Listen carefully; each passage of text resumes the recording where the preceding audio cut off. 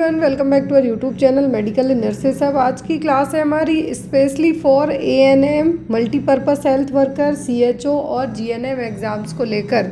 तो यहाँ पर टोटली हम ओबीजी के क्वेश्चन पढ़ेंगे, गायनिक के क्वेश्चन पढ़ेंगे, साथ ही साथ कॉम्प्लिकेशन ऑफ प्रेगनेंसी पढ़ने वाले हैं। और दूसरी इम्पॉर्टेंट चीज़, इस पेपर का फॉर्मेट आपको हिंदी प्लस इंग्लिश में है। एक और चीज़, जो भी लोग ये क्लास को वॉच आउट करते हैं, मैं आपको बता दूं, जो भी लोग ये क्लास देख रहे हैं जिनका अब यूपीएसएससी के लिए एग्ज़ाम है, उनको ये क्लास बहुत ही हेल्पफुल रहेगी। साथ ही साथ मेडिकल नर्सेज आपका जो शॉर्ट्स चैनल है उस पर आपको अभी डेली है जो एक एक करके न्यू कंटेंट अपडेट किया जा रहा है। अभी तो उस पर न्यूट्रिशन का कंटेंट अपडेट किया गया है, तो आप लोग जाके वहाँ भी एक बार चेक कर सकते हैं। लिंक आपको डिस्क्रिप्शन बॉक्स में मिल जाएगी। और जो भी लोग बुक्स या पीडीएफ मटेरियल ऑर्डर करना चाहते हैं, मेरा जो ऑफिशियल व्हाट्सएप नंबर है उस पर आप लोग मुझे डायरेक्टली कांटेक्ट करके ऑर्डर कर सकते हैं। कोई भी डाउट हो बेझिझक आप पूछ सकते हैं। ट्यूब डिफेक्ट से बचाना चाहते हैं तो फॉलिक एसिड का कितना डोज लेने के लिए कहा जाएगा? 2000 माइक्रोग्राम, 4000 माइक्रोग्राम, 600 माइक्रोग्राम या फिर 800 माइक्रोग्राम। 400, 600, 800 या फिर 200 माइक्रोग्राम कितना फॉलिक एसिड का डोज देने के लिए कहा जाएगा प्रेग्नेंट वुमेन को? पहली चीज़, folic acid as soon as possible पता चले प्रेगनेंसी कंसीव की है, आप फॉलिक एसिड लेना स्टार्ट कर दें। इसका रीज़न ये है कि सबसे पहले बच्चे की जो न्यूरल ट्यूब बनती है, क्या है, सबसे पहले जो बच्चे की न्यूरल ट्यूब बनती है उसके डेवलपमेंट में फॉलिक एसिड की ज़रूरत बहुत ज़्यादा होती है। उसी की कमी को पूरा करने के लिए आपकी बॉडी में ऑलरेडी फॉलिक एसिड है, लेकिन उतना नहीं जितना जब जो न्यूरल ट्यूब बनती है बच्चे की उसको ज़रूरत है, इसीलिए बाहर से दिया जाता है। और प्रेगनेंसी में न्यूरल ट्यूब डिफेक्ट को प्रिवेंट करने के लिए 400 माइक्रोग्राम्स और 400 mcg डेली फॉलिक एसिड लेने की सलाह दी जाती है और रिकमेंड किया जाता है, ताकि जो बच्चा यूट्रस में है उसको फॉलिक एसिड से न्यूरल ट्यूब डिफेक्ट से बचाया जा सके। लेकिन यदि आपको एक और दिमाग में क्वेश्चन आता है कि यदि आपने थर्ड ट्राइमेस्टर से फॉलिक एसिड लिया तो क्या ये हेल्पफुल रहेगा? ये आपको हेल्पफुल रहेगा एनीमिया के लिए। किसके लिए? एनीमिया के लिए आयरन और फॉलिक एसिड हेल्पफुल रहेगा। लेकिन बच्चे के लिए, जो बच्चे की न्यूरल ट्यूब के लिए ज़रूरी है, या आप थर्ड ट्राइमेस्टर में लेंगे तो उसके लिए हेल्पफुल नहीं होगा, क्योंकि बच्चे की न्यूरल ट्यूब तुरंत ही बनती है। सबसे पहले जो डेवलपमेंट होता है किसका होता है? न्यूरल ट्यूब का होगा। और न्यूरल ट्यूब के लिए ही एक एंटी स्कैनिंग की जाती है, जो कि 11वें से 14वें वीक में की जाती है। इसका भी मैंने एक शॉर्ट वीडियो अपलोड किया है, तो प्लीज़ जाके चेक कीजिए। न्यूरल ट्यूब डिफेक्ट का पता कैसे चलता है? तो वो चलता है अल्फा फीटो प्रोटीन के लेवल से। किससे?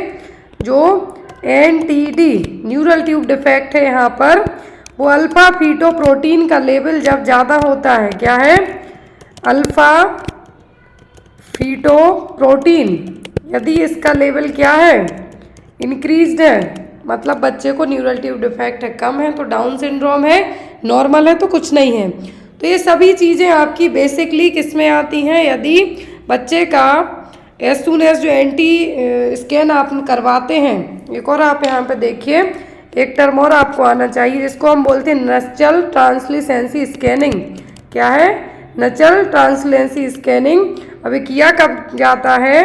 8 to 14 वीक्स के ड्यूरेशन में, जब आपके 13 वीक, या फिर आप यहाँ पे ये भी कह सकते हैं 13 वीक्स एंड 6 डेज, ये भी आप यहाँ पे इस तरीके से भी काउंट कर सकते हैं। यदि ये चीज़ यहाँ पर है, दैट मीन्स आपको इस टाइम पे एंटी स्कैनिंग कराना है। और इस एंटी स्कैनिंग से आप डाउन सिंड्रोम का पता करने के साथ साथ बच्चे को कुछ क्रोमोसोमल एब्नॉर्मलिटीज डेवलप तो नहीं हो रही, वो सब भी यहाँ पे आपका आ जाएगा। क्लियर? नेक्स्ट क्वेश्चन है आपका, which of the following vaccine is recommended for pregnant women to protect both the mother and the newborn from influenza? तो कौन सी वैक्सीन है बच्चे को प्रिवेंट करेगी इन्फ्लुएंजा से? माँ और नवजात शिशु दोनों को इन्फ्लुएंजा से बचाने के लिए गर्भवती महिलाओं में निम्नलिखित में से कौन सा टीका लगाने की सिफारिश की जाती है? MMR measles mumps rubella, varicella, tetanus diphtheria and pertussis, inactivated influenza vaccine. पहली चीज़, जब बच्चा यूट्रस में हो तो उस टाइम पर माँ के लिए रूबेला वैक्सीन तो कॉन्ट्राइंडिकेट ही रहती है, तो ये MMR नहीं लगेगी। ना ही चिकन पॉक्स वैक्सीन लगेगी जो वेरिसेला के लिए है। DPT लगती है लेकिन इन्फ्लुएंजा से बचाने का काम ये नहीं करेगी। इन्फ्लुएंजा से जो बचाएगी वो क्या होगी, इनएक्टिवेटेड इन्फ्लुएंजा वैक्सीन, जिसको आप कहेंगे फ्लू शॉट। क्या कहेंगे, फ्लू शॉट। फ्लू शॉट से जो, और एक चीज़ और आप ध्यान से सुने कि जो एक सिंगल, जो पहले तो इन्फ्लुएंजा की जो वैक्सीन है वो नेज़ल स्प्रे के थ्रू दी जाती थी। किस रूट से दिया जाता था, नेज़ल स्प्रे से, ऐसे ना इनहेलर जैसे दी जाती थी। बट कोविड की भी वैक्सीन आ गई है लेकिन अभी वो उतनी ज़्यादा यूज़ में नहीं आई है।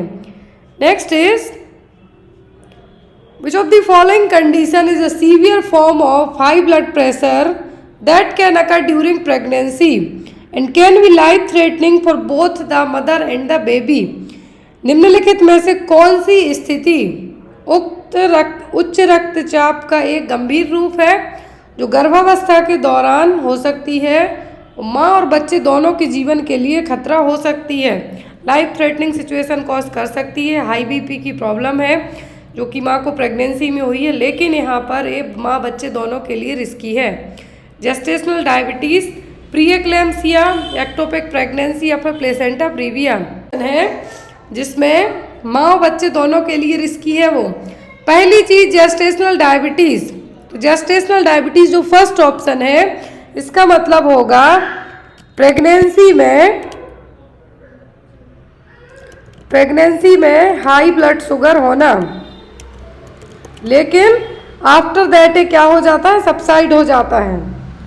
In pregnancy high blood sugar. Pre eclampsia क्या है, प्री एक्लेम्सिया में BP हाई होगा, प्लस प्रोटीन यूरिया होगा, प्लस ब्लड विजन होगा, प्लस इक्लेम्टिक फिट्स आएंगे जिसको आप कहेंगे कन्वल्जन्स। क्या कहेंगे, कन्वल्जन्स, इसके साइन हो गए। एक्टोपिक प्रेगनेंसी में अदर देन क्या है, अदर देन जो फीटस है, इम्प्लांटेशन जनरली कहाँ पे होता है, यूट्रस में। अदर देन यूट्रस में मोस्टली होते हैं कहाँ पर, फैलोपियन ट्यूब्स में, जिसको आप एक्टोपिक प्रेगनेंसी भी कह सकते हैं। फिर आता है प्लेसेंटा प्रीविया। तो प्लेसेंटा प्रीविया में प्लेसेंटा कहाँ पर रहेगा, लोअर सेगमेंट में।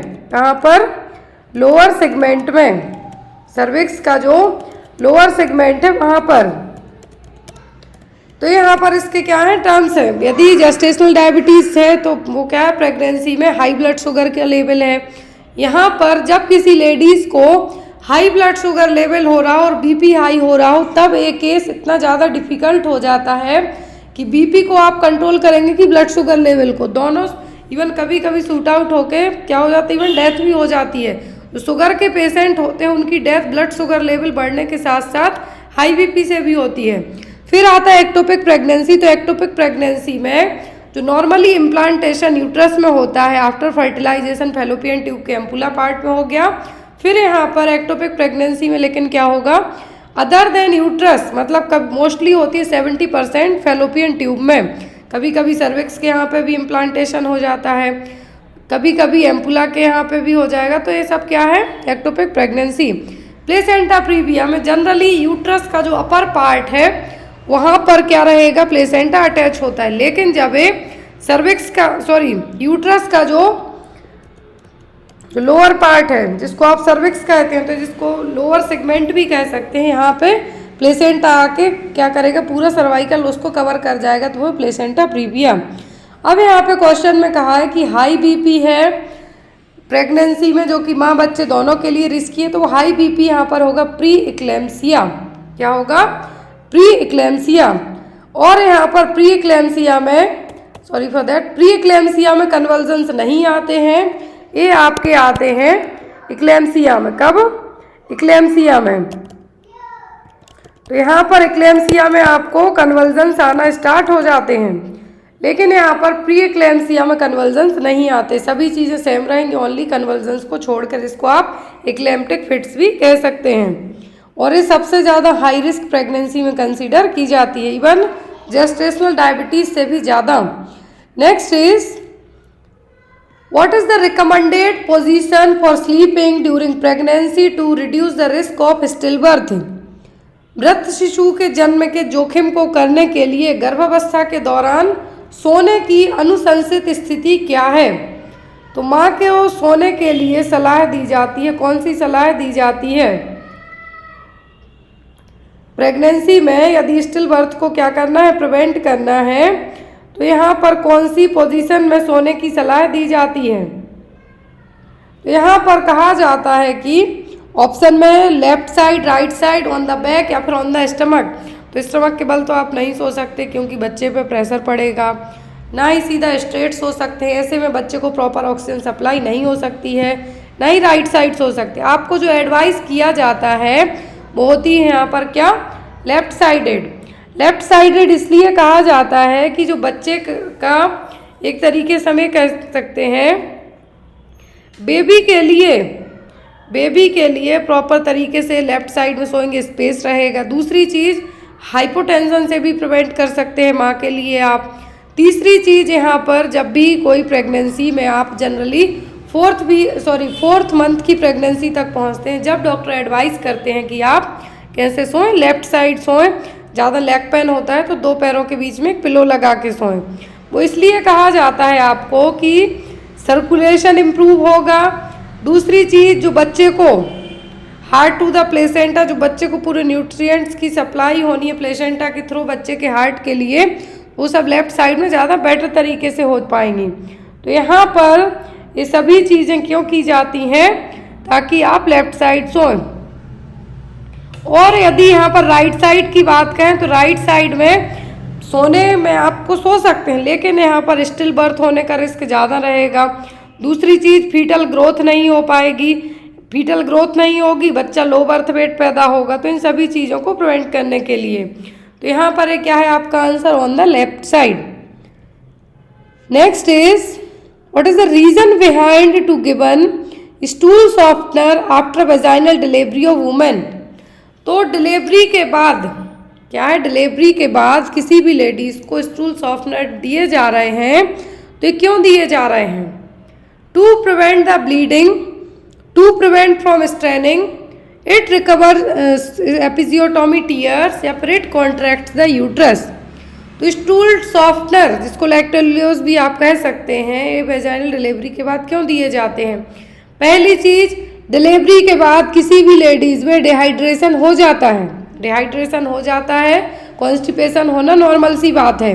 अब उस कॉन्स्टिपेशन को आप कम करने के लिए यहाँ पर स्टूल सॉफ्टनर दे रहे हैं, उस कॉन्स्टिपेशन को रिलीफ करने के लिए स्टूल सॉफ्टनर दे रहे हैं। और ऑप्शन में है to prevent the bleeding, it prevents from straining, it recovers episiotomy tears, या फिर इट कॉन्ट्रैक्ट्स द यूट्रस। तो यूट्रस को कॉन्ट्रैक्ट करने के लिए आप ऑक्सीटोसिन देंगे, प्रोस्टाग्लैंडिन दे सकते हैं, ये सभी चीज़ें देंगे। ब्लीडिंग को प्रिवेंट करने के लिए आप अदर मेडिकेशन देंगे। एपिजियोटॉमी इससे रिकवर नहीं होगा। हाँ, यहाँ पर आपकी स्ट्रेनिंग से आप ज़रूर प्रिवेंट कर सकते हैं। स्ट्रेनिंग से क्यों? कॉन्स्टिपेशन यदि आपको होगा, एपिजियोटॉमी में आपका क्या होगा, पेरिनियल टीयरिंग, जो यहाँ पर वेजाइना है, क्या है, वेजाइना, और जो एनल स्पिंचर है यहाँ पर क्या है, कट लगाया जाता है। लेकिन यदि कॉन्स्टिपेशन का केस होगा, एपिजियोटॉमी हुई है या फिर वेजाइनल डिलीवरी हुई है, तो क्या होगी, बहुत ज़्यादा स्ट्रेनिंग होगी। क्या होगी? स्ट्रेनिंग होगी। लेकिन यदि आप स्टूल सॉफ्टनर या फिर लैक्टोलोज या फिर कोई भी ऐसी मेडिकेशन देंगे जिससे स्टूल सॉफ्ट आए, जिसको आप स्टूल सॉफ्टनर लैक्टोलोज के नाम से भी याद रख सकते हैं, तो वो सब यदि आप यहाँ पे देते हैं तो क्या होगा, एपिजियोटॉमी के जो इवन टीयरिंग भी है, उसकी टीयरिंग है, उसको रिलीफ रहेगा एक तरीके से, पेन कम होगा। पेन कैसे कम होगा? पेन के लिए तो आप पेन किलर दे देंगे, लेकिन यहाँ से आप पेन को कम प्रिवेंट कर सकते हैं। स्टूल सॉफ्टनर देंगे तो जो डाउन साइड जो प्रेशर पड़ रहा है वो कम होगा और स्टूल इजीली बाहर आएगा। इसका मेन रीज़न है क्या, स्ट्रेनिंग से प्रिवेंट करना।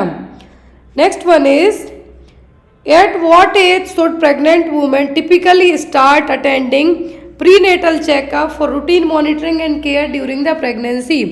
तो गर्भावस्था के दौरान नियमित निगरानी और देखभाल के लिए गर्भवती महिलाओं को आमतौर पर किस उम्र में प्रसव पूर्व जांच में भाग लेना शुरू करना चाहिए? 8 से 12 week, 16 to 20 weeks, 24 to 28 weeks या फिर 32 to 36 वीक? किस वीक में यहाँ पे कहा है at what age pregnant women को प्रीनेटल और एंटीनेटल चेकअप्स में जाना चाहिए रूटीन मॉनिटरिंग के लिए? तो है 8 से 12 हफ्ते में। कब? 8 to 12 वीक की प्रेगनेंसी में। इस टाइम पीरियड में आप चेकअप कराने जाएंगे तो पहली चीज़ यहाँ पर आपकी प्रेगनेंसी तो कंफर्म रहेगी ही। दूसरी चीज़, इस टाइम पर आपकी एंटी स्कैनिंग हो सकती है। एंटी स्कैनिंग का मतलब है नचल ट्रांसलेंस, जो हमने स्टार्टिंग में पढ़ा, वो स्कैनिंग करके पता कर सकते हैं कि आपके बच्चे का प्रॉपर डेवलपमेंट हो रहा है या नहीं, उसमें कुछ कंजेनाइटल डिफेक्ट वगैरह तो नहीं है। आपके लिए तो जेस्टेशनल डायबिटीज़ डेवलप नहीं हो रहा है, आपको हाई बीपी की प्रॉब्लम तो नहीं हो रही है। ये सब चीज़ों को चेक करने के लिए सबसे अच्छा टाइम पीरियड होगा 8 से 12 हफ्ते की pregnancy. Next one is Which of the following is a vital sign that should be closely monitored during labor and delivery to assess maternal health? निम्नलिखित में से कौन सा एक महत्वपूर्ण संकेत है जिसकी मातृ स्वास्थ्य का आकलन करने के लिए प्रसव और प्रसव के दौरान बारीकी से निगरानी की जानी चाहिए? क्या है तो वो जिसमें आप ये सभी चीज़ें क्लोजली मॉनिटर करेंगे?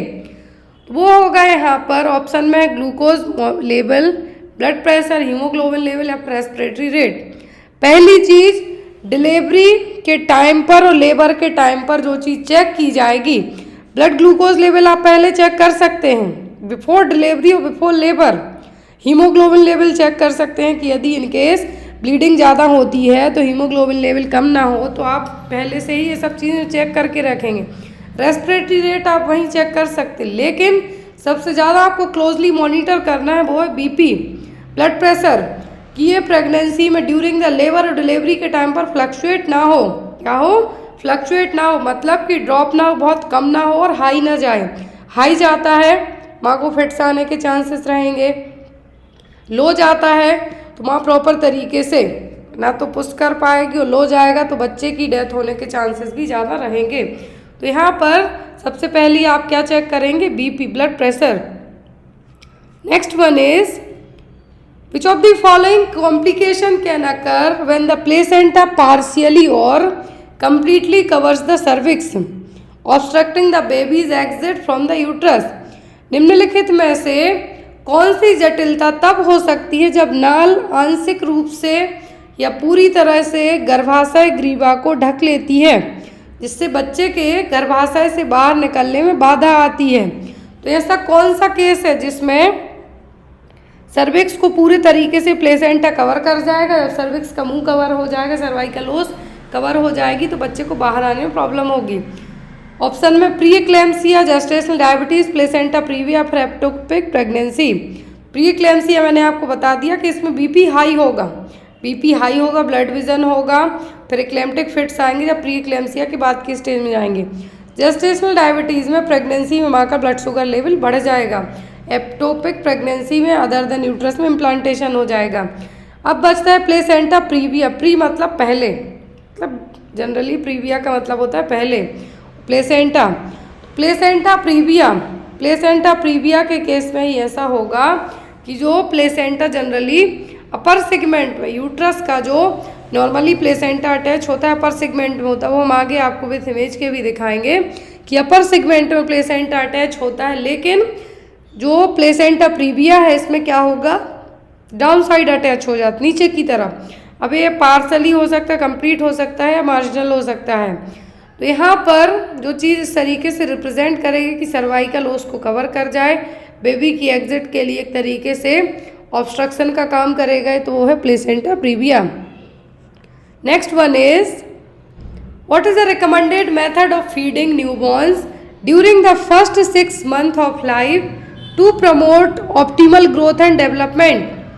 तो यहाँ पर कौन सी मेथड है जो न्यूबॉर्न बेबी को फर्स्ट 6 मंथ ऑफ लाइफ के लिए प्रमोट करेगी, ग्रोथ और डेवलपमेंट के लिए, इष्टतम वृद्धि और विकास को बढ़ावा देने के लिए जीवन के पहले 6 महीनों के दौरान नवजात शिशुओं को खिलाने की अनुशंसित विधि क्या है?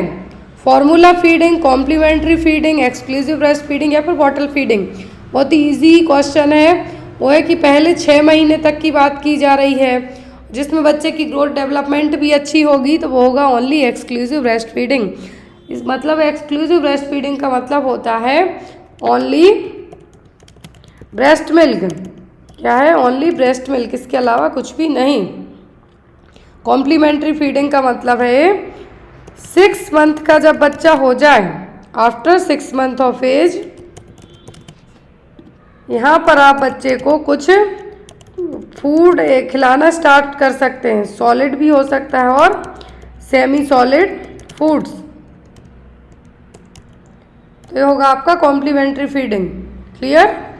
नेक्स्ट वन इज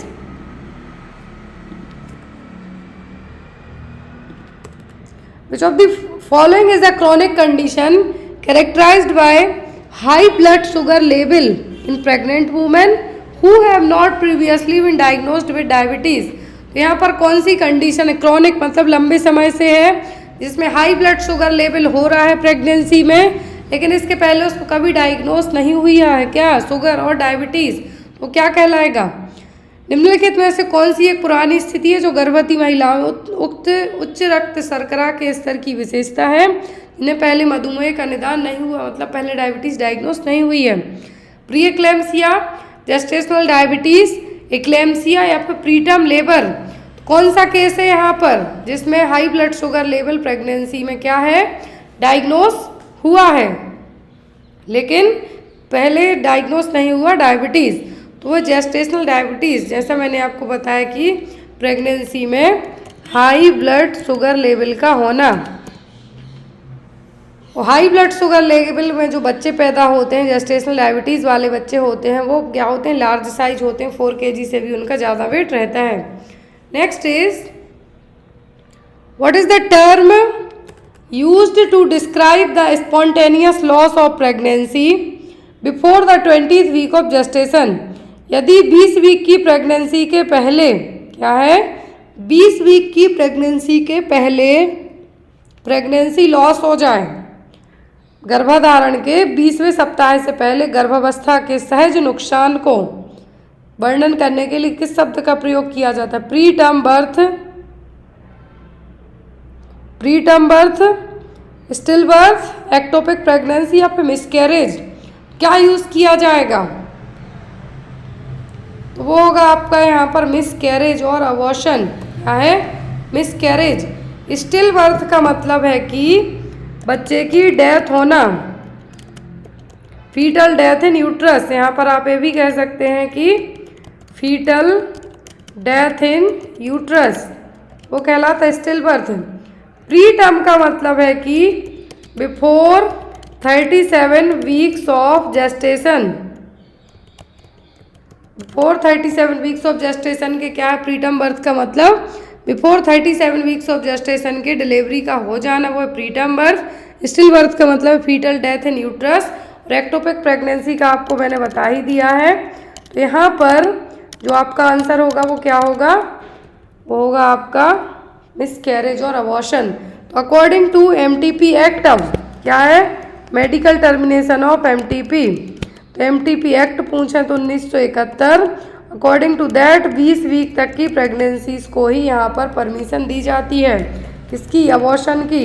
अब अबॉर्शन की परमिशन 20 वीक तक तब दी जाती है जब यहाँ पर या तो रेप के थ्रू प्रेगनेंसी हुई हो, और यहाँ पर यदि प्रेगनेंसी एक्सीडेंटल हुई हो, या फिर बच्चे को कुछ कंजेनाइटल डिफेक्ट हो तब। अमेंडमेंट एक्ट आया है, क्या है? MTP अमेंडमेंट जो एक्ट है, अमेंडमेंट एक्ट के अकॉर्डिंग यहाँ पर 24 वीक्स, यदि अमेंडमेंट एक्ट में पूछें तो 24, और ओनली MTP एक्ट पूछें तो 20 week. Next one is how many stage? Question है how many stage are there in the typical progression of labour? तो लेबर की प्रोग्रेस में कितनी स्टेज होती हैं? प्रसव की सामान्य प्रगति में कितने चरण होते हैं? 2 स्टेज, 3 स्टेज, 4 स्टेज या फिर 5 स्टेज? तो टिपिकली प्रोग्रेशन ऑफ लेबर में कितनी स्टेज होती हैं? Total 4 stage. कितनी? Total 4 stage. पहली डायलेटेशन, दूसरी बेबी एक्सपल्सन, तीसरी प्लेसेंटल एक्सपल्सन और चौथी कौन सी? ऑब्जर्वेशनरी स्टेज। तो यहाँ पर कितनी होती हैं? 4 स्टेज होती हैं टोटल, तो आपका आंसर होगा 4 stage. Next one is during which stage of labour does the cervix dilate and efface allowing the baby to move into the birth canal? जो होती हैं अकॉर्डिंग टू दैट, तो यहाँ पे पूछा कि कौन सी स्टेज में सर्विक्स डायलेट होगी, फैलाव होगा, इफासमेंट होगा, और यहाँ पर बर्थ कैनाल का क्या है? मुंह ओपन होगा जिससे बेबी बाहर आ सके। First, second, third, fourth. तो ये स्टेज कहलाती है सर्वाइकल डायलेटेशन स्टेज। वो कौन सी कहलाती है? First stage of labour. कौन सी? फर्स्ट स्टेज ऑफ लेबर, जिसको आप कह सकते हैं सर्वाइकल स्टेज। दूसरी कहलाती है फीटल एक्सपल्सन। क्या है? Fetal expulsion stage. तीसरी कहलाती है आपकी प्लेसेंटल एक्सपल्सन और प्लेसेंटा का बाहर आना। जो चौथी है इसको कहते हैं ओनली ऑब्जर्वेशन स्टेज। क्या है? Observation stage. तो यहाँ पर क्या हो गई? 4 स्टेज हो गई। तो सर्विक्स डायलेट के लिए पूछे आपसे तो आपको क्या कहना है? सर्वाइकल डायलेटेशन की स्टेज कौन सी है? वो है आपकी फर्स्ट स्टेज, सेकेंड बेबी के बाहर आने वाली स्टेज, तीसरी प्लेसेंटा। और यहाँ पर फर्स्ट स्टेज में 0 से 10 सेंटीमीटर तक सर्विक्स डायलेट होती है। कितना? 0 to 10 सेंटीमीटर तक जो कार्डिनल मूवमेंट है लेबर के, वो भी फर्स्ट स्टेज में होंगे। सेकेंड स्टेज में बेबी बाहर आता है और इसी स्टेज में क्राउनिंग देखने को मिलती है। क्या? क्राउनिंग। तीसरी स्टेज में प्लेसेंटा बाहर आता है। यदि प्लेसेंटा 30 मिनट तक बेबी के बाहर आने के बाद 30 मिनट तक बाहर नहीं आया, तब मैनुअली फंडल मसाज की जाती है। और यदि ऐसे में भी नहीं आया, तब यहाँ पर इस चीज़ को कंसीडर किया जाता है क्या? Retained placenta. या फिर प्लेसेंटा कुछ बाहर आ गया, कुछ अंदर रह गया, तब भी उसको क्या कहेंगे? Retained placenta. Next is what is the main characteristics of second stage of labour? तो यहाँ पर सेकंड स्टेज ऑफ लेबर के कैरेक्टर क्या है? मुख्य विशेषताएं। प्रसव के दूसरे चरण की मुख्य विशेषता क्या है?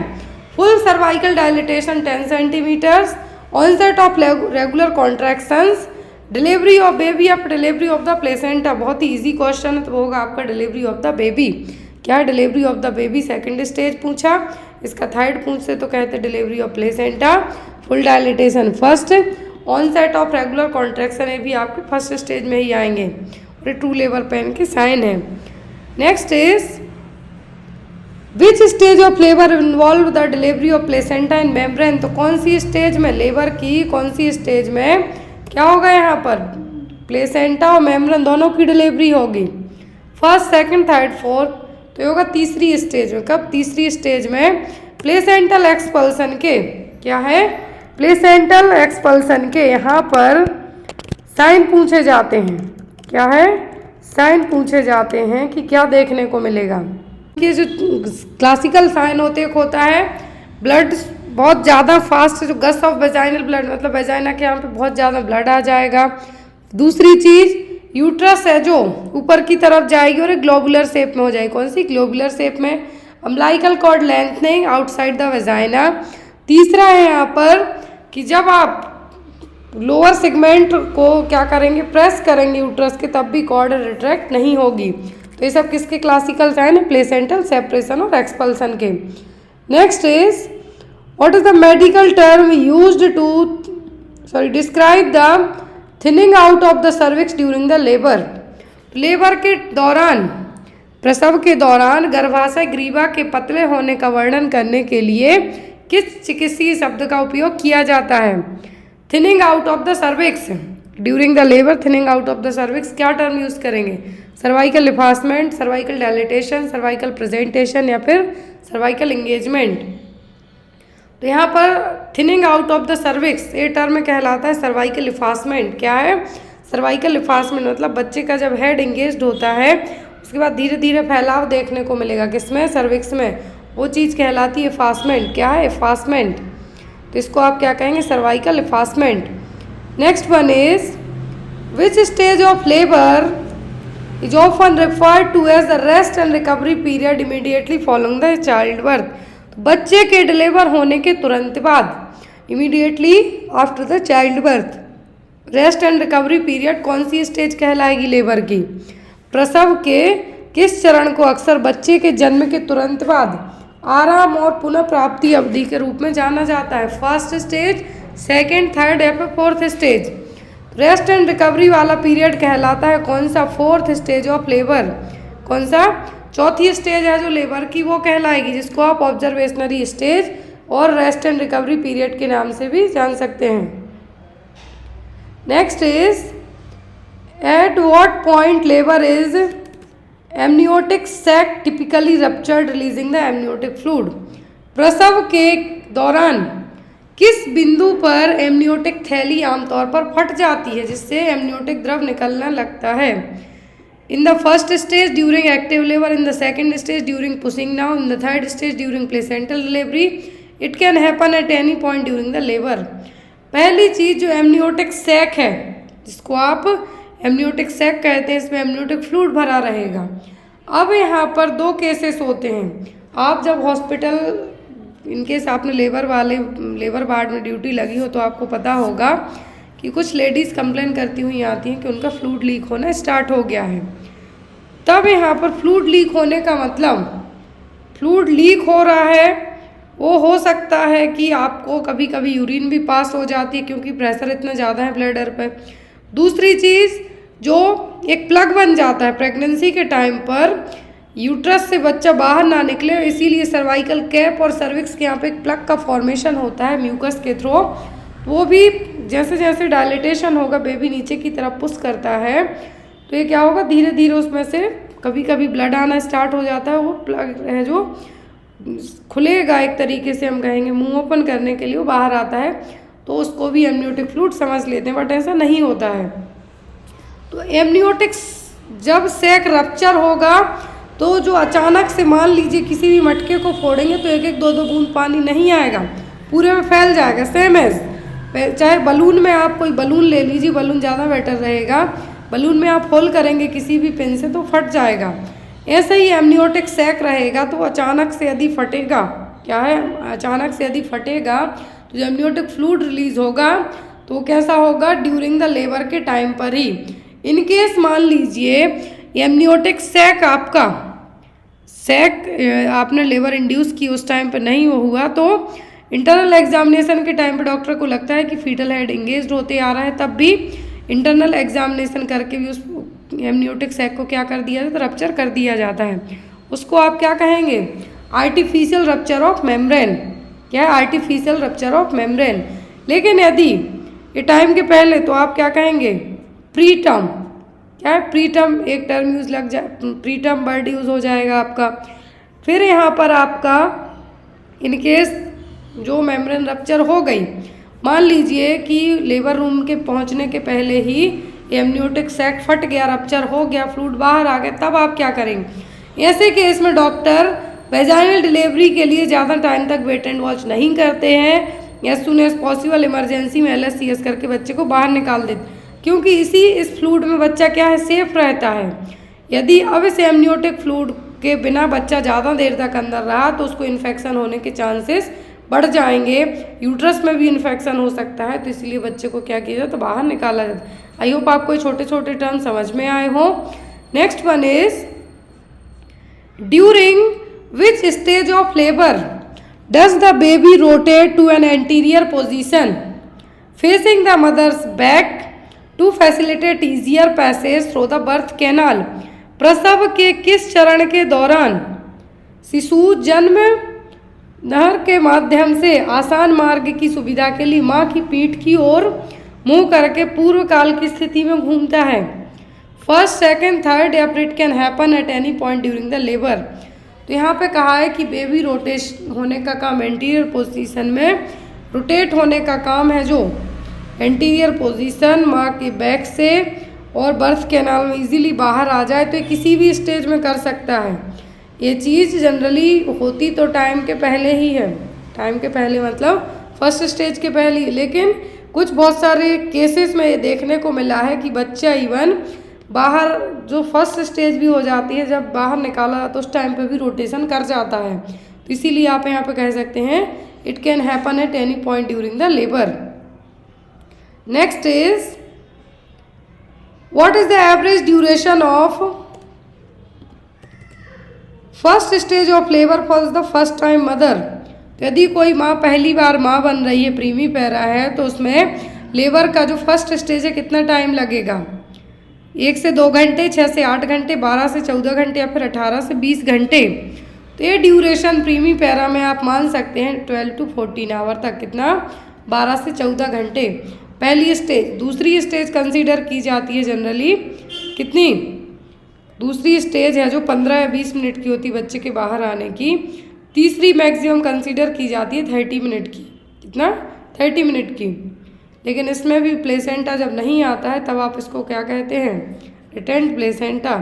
फंडल और मैनुअल मसाज करके प्लेसेंटा को फिर बाहर निकालेंगे। Next is which stage of labour is marked by strong contraction that help push the baby through the birth canal and and with the babies birth. प्रसव के किस चरण को मजबूत संकुचन द्वारा चिन्हित किया जाता है जो बच्चे को बर्थ कैनाल के माध्यम से धकेलने में मदद करता है और बच्चे के जन्म के साथ समाप्त होता है? तो कौन सी स्टेज? फर्स्ट, सेकंड, थर्ड या फिर फोर्थ? क्वेश्चन ध्यान से देखें। स्ट्रॉन्ग कॉन्ट्रैक्शन के साथ स्टार्ट होगा, पुश किया जाएगा, लेकिन इसका एंड होगा बर्थ के बाद, बच्चे के जन्म के बाद। तो वो कहलाएगी सेकंड स्टेज। कौन सी? Second stage of labour. First में डायलेटेशन हो जाएगा, लेकिन यदि कंटिन्यूअस कॉन्ट्रैक्शन नहीं आएंगे तो बच्चा नीचे की तरफ पुश डाउन होकर बाहर नहीं आ पाएगा। तो क्या है यहाँ पर? Second stage of labour. Next is placenta praevia is condition where the placenta is located. तो प्लेसेंटा प्रीविया ऐसी कंडीशन है जिसमें प्लेसेंटा कहाँ पर होगा? On the anterior uterine wall, on the posterior uterine wall, in the upper segment of uterus, in the lower segment of uterus, partially or completely covering the cervix। तो यहाँ पर कौन सी कंडीशन है जिसमें प्लेसेंटा प्रीविया कंसीडर होगा? जब यहाँ पर प्लेसेंटा लोअर सेगमेंट में अटैच हो जाए, पार्शियली भी और कंप्लीटली, जो कि सर्विक्स को कवर कर जाए, तो वो कहलाएगा आपका क्या? Placenta previa. कौन सा? Placenta praevia. Next is most common symptom of placenta previa. तो प्लेसेंटा प्रीविया के कॉमन सिम्टम क्या हैं? Severe abdominal pain, vaginal bleeding usually painless, severe headache and visual disturbances या फिर decreased fetal movement. Placenta praevia के जो common symptoms हैं उनमें से एक होता है classical vaginal bleeding but without the pain, मतलब पेनलेस। पेनलेस वेजाइनल ब्लीडिंग भी कह सकते हैं। तो होगी यहाँ पर आपकी क्या? Vaginal bleeding usually painless. पता ही नहीं चलेगा, दर्द नहीं हो रहा, ब्लीडिंग हो रही है। और ये होती है कब? मोस्ट ऑफ दी केसेस में प्लेसेंटा प्रीविया देखने को मिलता है। एंटीपार्टम हेमरेज का जो रीज़न होता है वो यही है। Next is placenta praevia is usually diagnose through. तो यहाँ पर प्लेसेंटा प्रीविया को पता कैसे करेंगे कि है या नहीं? Maternal blood pressure monitoring, fetal heart rate monitoring, physical examination and ultrasound या फिर एमनियोसेंथेसिस। तो कैसे डायग्नोस होगा प्लेसेंटा प्रीविया? तो वो यहाँ पर प्लेसेंटा प्रीविया में माँ के बीपी से पता नहीं चलेगा, फीटल हार्ट रेट थोड़ा बहुत इधर उधर होगी, लेकिन यहाँ पर एमनियोसेंथेसिस आप ऐसे टाइम पे नहीं कर सकते। दैट मीन्स इंटरनल असेसमेंट तो आप कर ही नहीं सकते हैं, और ज़्यादा ब्लीडिंग होगी, इवन कभी कभी बच्चे की डेथ यूट्रस में ही हो सकती है। आप यहाँ पर फिजिकल एग्जामिनेशन और अल्ट्रासाउंड। प्लेसेंटा प्रीविया के केस में कभी भी वेजाइनल एग्जामिनेशन मतलब फिंगर टू फिंगर असेसमेंट या फिर इंटरनल एग्जामिनेशन नहीं किया जाता, अवॉइड करने को कहा जाता है। यहाँ पर आप फिजिकल एग्जामिनेशन और अल्ट्रासाउंड की हेल्प से पता कर सकते हैं। Next is which of the following is a high risk factor for developing placenta previa. Placenta previa होने का हाई रिस्क फैक्टर क्या हो सकता है? ऑप्शन में है maternal age above 30 year, previous caesarean section, adequate prenatal nutrition, high maternal haemoglobin level. तो placenta praevia develop होने के लिए जो चीज़ रिस्पॉन्सिबल हो सकती है वो सकती है प्रीवियस सिजेरियन सेक्शन क्या है? Previous caesarean section. माँ की एज 35, ए प्लेसेंटा प्रीविया माँ की एज कम भी है तब भी हो सकता है। यहाँ पर प्रीनेटल न्यूट्रिशन लेने से या फिर ना लेने से इसका कोई कनेक्शन नहीं रहेगा। हाई मैटरनल हीमोग्लोबिन से भी नहीं होगा।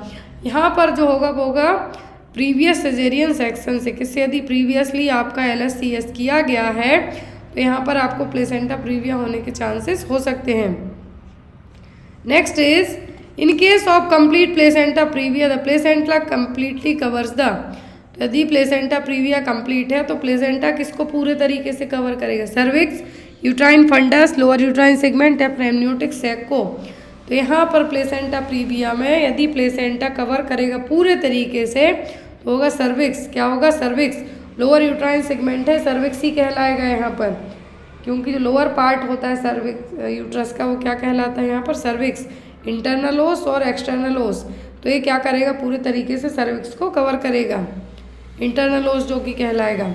Next one is the management of placenta praevia depends on several factors including. तो यहाँ पर प्लेसेंटा प्रीविया किस फैक्टर्स पर डिपेंड करेगा कि हुआ है तो कैसे मैनेज करें? Fetal gender, maternal occupation, gestational age and amount of bleeding या फिर मैटरनल हाइट एंड वेट। तो प्लेसेंटा प्रीविया का मैनेज करना किन फैक्टर्स पर डिपेंड करेगा? ये जेस्टेशनल एज कितनी है और अमाउंट ऑफ ब्लीडिंग क्या हो रहा है। जेस्टेशनल एज इस तरीके से कि मान लीजिए 36 वीक की प्रेगनेंसी हो गई है, ब्लीडिंग यदि ज़्यादा होती है तो डिलीवरी कंडक्ट करा दी जाएगी। यदि 28 वीक की प्रेगनेंसी है और ब्लीडिंग होती है, कितनी ब्लीडिंग होती है उस चीज़ पर डिपेंड करेगा। तो यहाँ पर जेस्टेशनल एज मतलब कितने हफ्तों की प्रेगनेंसी है और ब्लीडिंग का अमाउंट क्या है, ड्रॉप में हो रहा है, ज़्यादा हो रहा है, क्या हो रहा है, तो उस पर डिपेंड करेगा। Next is which of the following is not a recommended intervention during active bleeding in placenta previa.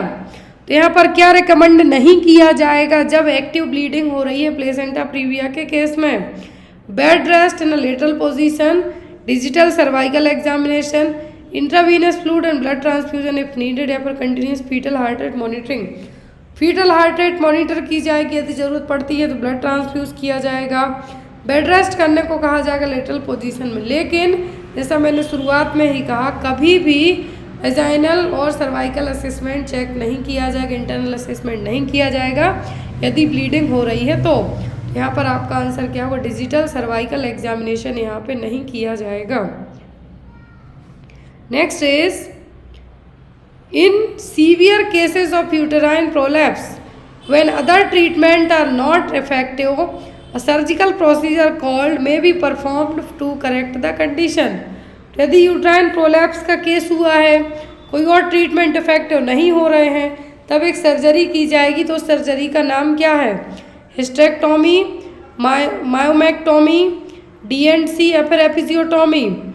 तो यूट्राइन प्रोलैप्स में कौन सी सर्जरी की जाएगी यदि दवाइयों के थ्रू और अदर ट्रीटमेंट से ठीक नहीं हो रहा है? तो डायलिटेशन एंड क्यूरेटेज किया जाता है जब या तो अबॉर्शन के रिटेंड बिट्स रह गए हों, या फिर अबॉर्शन करने के लिए, या फिर डायग्नोस करने के लिए कि कुछ यूट्रस में कैंसर की ग्रोथ तो नहीं हो रही है, टिश्यूज निकालने के लिए। एपिजियोटोमी डिलीवरी के टाइम पे सेकंड स्टेज में किया जाता है जब क्राउनिंग होती है, ताकि बच्चे का हेड यदि साइज बड़ी है तो इजीली बाहर ला सकें बिना टीयरिंग के।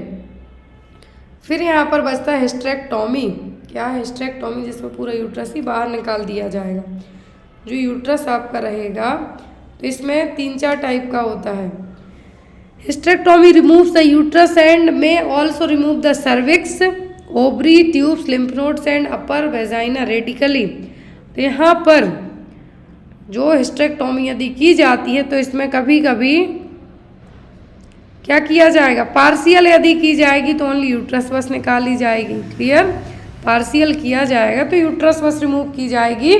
यहाँ पर आपकी ओवरी बच जाएंगी, फैलोपियन ट्यूब बच जाएंगी। लेकिन यदि कम्प्लीटली किया जाएगा तो यहाँ पर सभी चीज़ें अबव वेजाइना जो कुछ भी है सब कट कर दिया जाएगा। बाइलेटरल किया जाता है तो कभी कभी एक साइड की ओवरी को बचा दिया जाता है।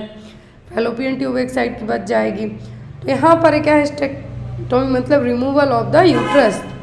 Clean practices under strategies for elimination of neonatal status include all except, तो 5 क्लीन प्रैक्टिस अपनाई जाएंगी न्यूनेटल टिटनेस को एलिमिनेट करने के लिए किसी एक को छोड़कर। Clean surface of delivery, clean hand of the attendant, new blade for cord cutting, या फिर क्लीन द एयरवे।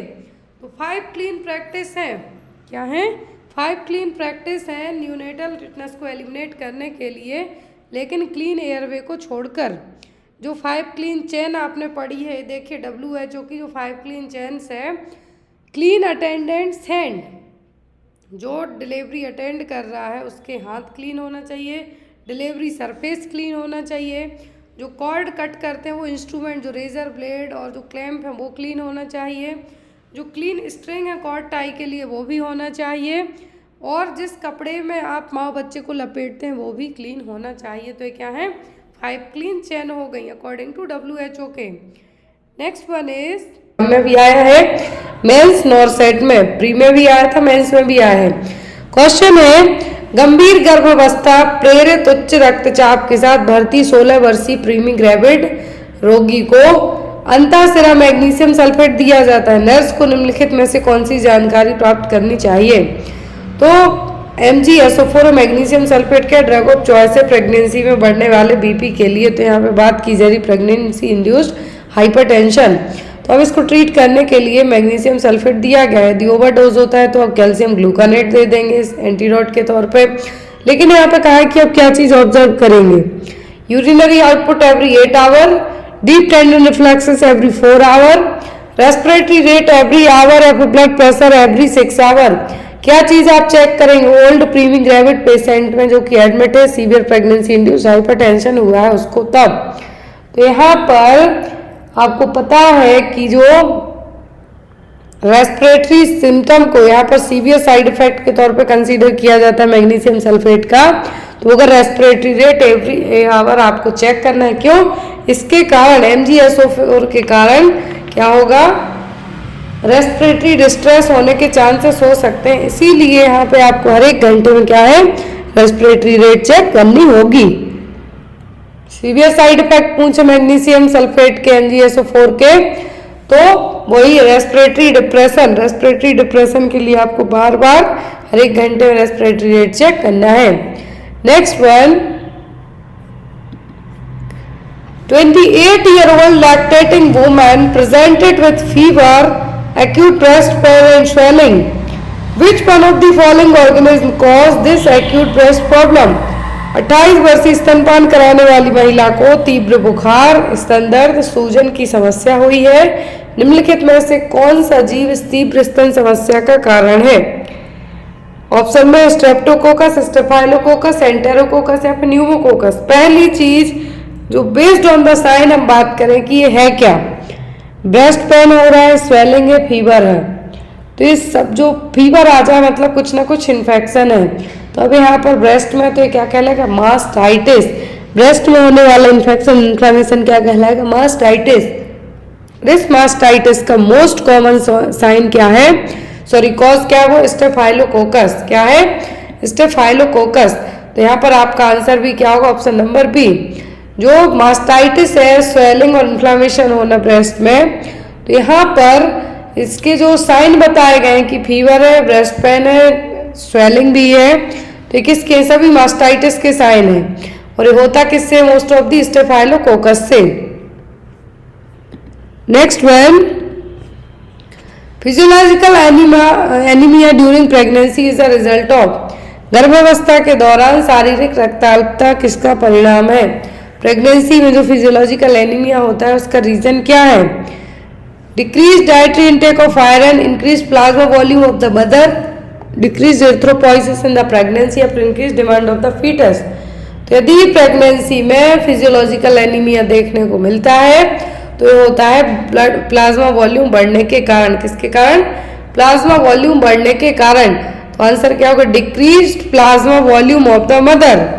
अब यहाँ पर WHO के अकॉर्डिंग कैटेगरी है एनीमिया की, mild, moderate, severe, very severe. Very severe में एडमिट करके ब्लड ट्रांसफ्यूज करने की जरूरत पड़ सकती है। माइल्ड में 9 to 10.9 ग्राम पर डीएल, मतलब माइल्ड एनीमिया हुआ है। मॉडरेट में 7.8 to 9, सीवियर में लेस देन 7 ग्राम पर डीएल, वेरी सीवियर में लेस देन 4 ग्राम पर डीएल। सीवियर और वेरी सीवियर केसेस में सीधा हॉस्पिटल में एडमिट करके ट्रीट करने की जरूरत पड़ जाती है। तो ये सभी क्या है, 4 क्लासिफिकेशन WHO के अकॉर्डिंग एनीमिया के लिए, कि कौन सी कैटेगरी में, यदि कितना कम हीमोग्लोबिन है आपका तो आपको कौन सी कैटेगरी में रखा जाएगा। नेक्स्ट है in following which is a primary feature of cervical cancer. तो यदि किसी को सर्वाइकल कैंसर होता है तो उसका प्राथमिक लक्षण क्या होगा? पॉलीयूरिया, वेट गेन, वॉमिटिंग या फिर इरेगुलर मेंस्ट्रुअल साइकिल। क्या होगा यहाँ पर? यदि किसी को क्या है, सर्वाइकल कैंसर है, तो इसके प्राइमरी फीचर्स क्या हो सकते हैं? सर्वाइकल कैंसर के प्राइमरी फीचर्स में आपका हो सकता है इरेगुलर मेंस्ट्रुअल साइकिल। जो इरेगुलर मेंस्ट्रुअल पीरियड है वो आपके क्या हो सकते हैं, जो रेगुलरली आने चाहिए 28 दिन में, आप किसी की 30 किसी की 35 में, उसकी जगह पे कैसे आएंगे, रेगुलर आएंगे। आपको बहुत ज़्यादा ब्लीडिंग होगी, बार बार ब्लीडिंग होगी, महीने में 2 बार तक ब्लीडिंग होगी। तो ये सभी क्या है, प्राइमरी फीचर हैं किसके, सर्वाइकल कैंसर के। तो यहाँ पर आपका आंसर क्या होगा, irregular menstruation. Next one, after ovulation has occurred the ovum remains viable for. तो ओव्यूलेशन के बाद, आफ्टर ओव्यूलेशन, ओव्यूलेशन की प्रोसेस में एग रिलीज होता है, तो ओवम कितने टाइम तक जिंदा रह सकता है? 1 to 6 hour, 12 to 18 hour, 24 to 36 hour और 48 to 72 आवर तक। तो यहाँ पर ओवम की बात की जा रही है, तो ओवम रहता है 12 से 24 घंटों तक। कितना? 12 से 24 घंटे तक है जो वायबल रहेगा। ओव्यूलेशन के बाद, ओव्यूलेशन में क्या होगा, ओवरी एक एग है जो रिलीज कर देगी। तो यहाँ पर जो ओवम है, ओवम वायबल रहेगा कितना, 12 से 18 घंटों तक। एज एन ऑप्शन की बात करें तो कितना होगा, 12 to 18 आवर्स तक। तो आंसर आपका क्या होगा, ऑप्शन नंबर बी।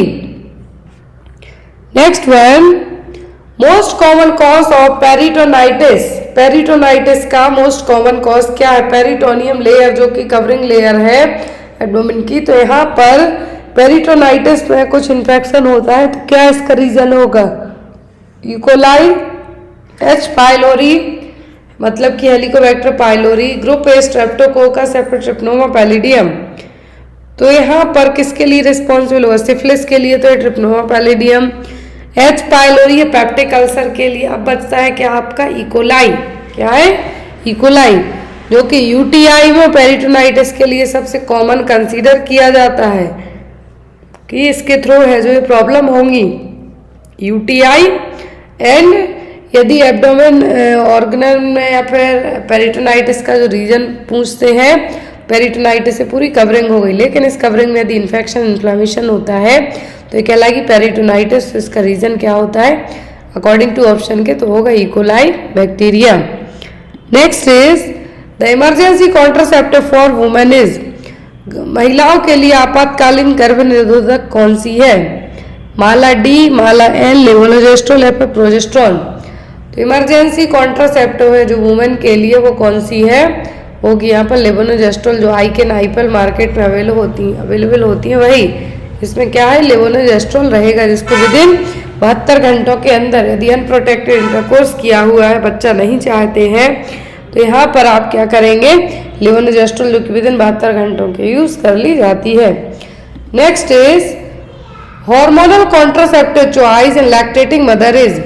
यदि माँ अपने बच्चे को फीड कराती है तो कौन सी कॉन्ट्रासेप्टिव है जो आप देंगे hormonal contraceptive? Mini pills, combined pills, centchroman या फिर नन ऑफ द अबव। कौन सी हार्मोनल कॉन्ट्रासेप्टिव होगी? पहली चीज, जो माँ नर्सिंग मदर, लैक्टेटिंग मदर अपने बच्चे को फीड कराती हैं तो उनको क्या है, कॉन्ट्रासेप्टिव, स्पेशली हार्मोनल कॉन्ट्रासेप्टिव के लिए अवॉइड किया जाता है। लेकिन यदि देना भी है तो क्या देंगे, मिनी पिल, क्योंकि इसमें बहुत कम मात्रा में प्रोजेस्टेरॉन रहेगा, स्मॉल क्वांटिटी होगी प्रोजेस्टेरॉन की, जो कि जो ब्रेस्ट मिल्क का प्रोडक्शन करता है और जो बेबी फीड करेगा उसके लिए क्या करेगी, टारगेट नहीं करेगी, जो कि 99% तक इफेक्टिव होगी।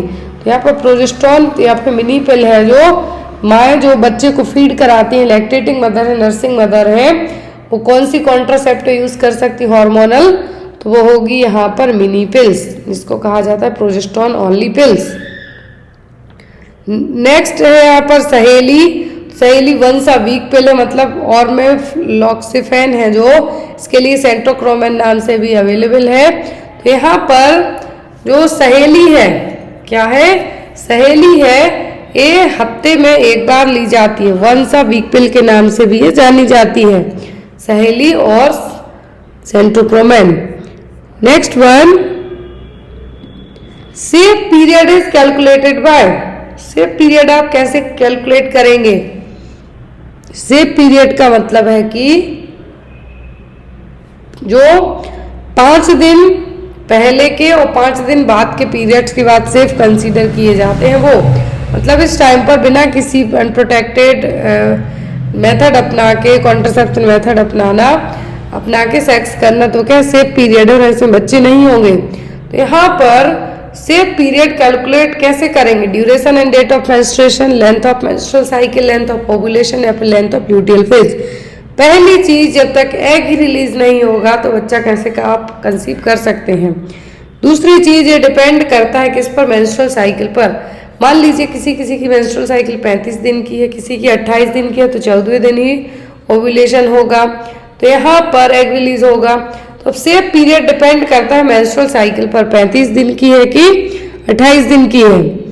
Next one, nurse is about to catheterize bladder of a pregnant lady, she should be aware that all the following facts about female urethra are true except. तो यदि एक नर्स है जो कैथेटराइज करती है ब्लैडर को, pregnancy, lady pregnant है, तो यहाँ पर कैथेटराइजेशन के लिए सभी चीज़ें आपको सही पता है फीमेल यूरेथ्रा को लेके, किसी एक को छोड़कर।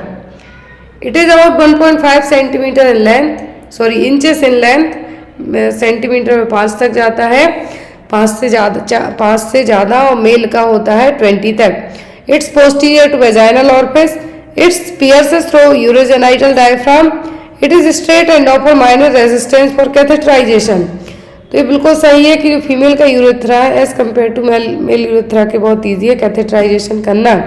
तो यहाँ पर सही बताई गई है, लेकिन ये कहाँ पर रहेगा?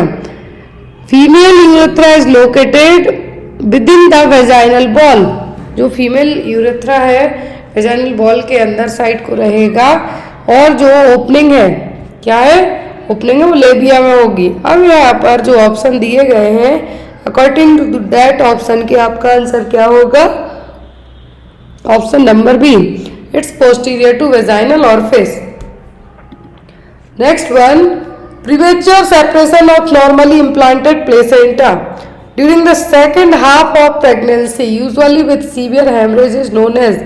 आमतौर पर गर्भावस्था के दूसरे भाग के दौरान गंभीर रक्तस्राव के साथ सामान्य रूप से प्रत्यारोपित प्लेसेंटा का समय से पहले अलग हो जाना क्या कहलाता है? Placenta previa, ectopic pregnancy, incompetent cervix या फिर एब्रप्टो प्लेसेंटा। तो नॉर्मली इम्प्लांटेड प्लेसेंटा है, समय के पहले डिटैच होना स्टार्ट हो जाए सेकेंड हाफ ऑफ प्रेगनेंसी में विथ सीवियर ब्लीडिंग के, तो ये कहलाएगा आपका एब्रप्शन ऑफ प्लेसेंटा। क्या है? Abruption of placenta. Incompetent cervix का मतलब है कि सर्विक्स का जो मुंह है उतना क्लोज नहीं रहेगा वीकनेस के कारण या कुछ अदर रीजन के कारण, ताकि प्रेगनेंसी में म्यूकस प्लग बन के बेबी अंदर ही सुरक्षित रहे। एक्टोपिक प्रेगनेंसी में जो बेबी का इम्प्लांटेशन है वो अदर देन यूट्रस में हो जाएगा, मोस्टली फेलोपियन ट्यूब में होता है, इसीलिए इसे ट्यूबल प्रेगनेंसी भी कहा जाता है। और प्लेसेंटा प्रीविया क्या है? प्लेसेंटा प्रीविया जो सर्वाइकल ओस के यहाँ की जो म्यूकस बनेगा सेंट्रल पार्ट से प्लेसेंटा क्या होगा? नीचे की तरफ आएगा, तो कहलाएगा placenta praevia. Next is dryness of eyes is known as. आंखों का सूखापन किस नाम से जाना जाता है? पैटेलिज्म, हैलिटोसिस, ज़ेरोफ्थैल्मिया फिर ज़ेरोस्टोमिया। तो यहाँ पर ज़ेरोस्टोमिया, ज़ेरोफ्थैल्मिया, हैलिटोसिस 3 एग्जाम में आते हैं। तो ज़ेरोफ्थैल्मिया क्या? ड्राइनेस ऑफ आइज, जो कि होती है विटामिन ए की डेफिशिएंसी के कारण। क्या है? विटामिन ए की डेफिशिएंसी के कारण होगा ज़ेरोफ्थैल्मिया, और इसमें आंखें क्या रहेंगी? ड्राई रहेंगी। हेलिटोसिस का मतलब है बैड ब्रीदिंग, जो सांस आप छोड़ेंगे तो दूसरे को स्मेल देगी, तो क्या है हेलिटोसिस। है कि भारत में सबसे ज्यादा अंधेपन का फर्स्ट रीजन क्या है, तो है कंजक्टिवाइटिस, मोतियाबिंद। दूसरा रीजन कहें तो वो होता है रिफ्रैक्टिव एरर, अंधे होने का जो मेन रीजन है भारत में वो क्या है। पहला रीजन तो है यहाँ पर कि जो फर्स्ट रीजन है वो क्या है कंजक्टिवाइटिस और मोतियाबिंद। दूसरा रीजन की बात करें तो वो रिफ्रैक्टिव एरर्स। नेक्स्ट है जो ज़ीरोफ्थेल्मिया होता है विटामिन ए की कमी के कारण।